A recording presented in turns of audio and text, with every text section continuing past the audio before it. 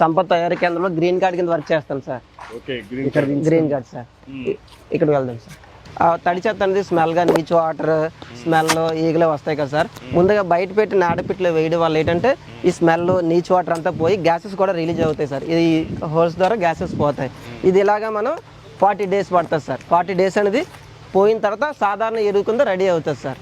దీని తర్వాత మనము సంపద తయారీ కేంద్రంకి వెళ్దాం సార్. Okay sir. 40 రోజులు సార్. 40 రోజుల తర్వాత మనం సంపద తయారీ కేంద్రంలోకి షిఫ్ట్ చేసుకుంటాం సార్. ఇప్పుడే మొత్తం అంతా సేకరించగలుగుతుంది సార్. మొత్తం అంతా చెత్త అంతా తడి చెత్త వేరుగా పొడి చెత్త వేరుగా సార్. సార్ ఇడ్లీ వర్మీ పిట్స్ అంటారు సార్. మొదటిగా మనం వర్మీ పిట్ ఇక్కడ బెడ్డింగ్ ఎలా ప్రిపేర్ చేసుకోవాలో చూపిస్తాను సార్.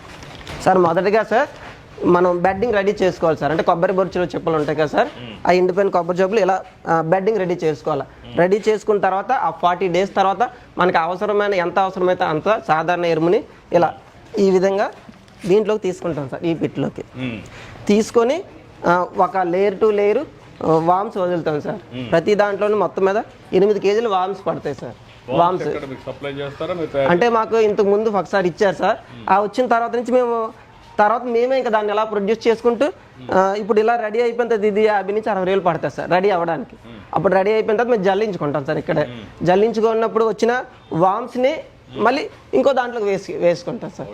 ఆ విధంగా మేము కంటిన్యూ అవుతుంటాం. వచ్చిన వర్మిని నెక్స్ట్ సార్ జల్లించి ఇలా ప్యాక్ చేసుకుంటాం సార్. ఇది మన ఫ్రెండ్లీ ప్యాక్ సార్. ఇందులో ప్యాక్ చేసుకొని నర్సరీస్కి రైతులకి మేము సేల్ చేస్తాం సార్. ఇక్కడ రైతు కూడా ఉన్నారు సార్ మనకి.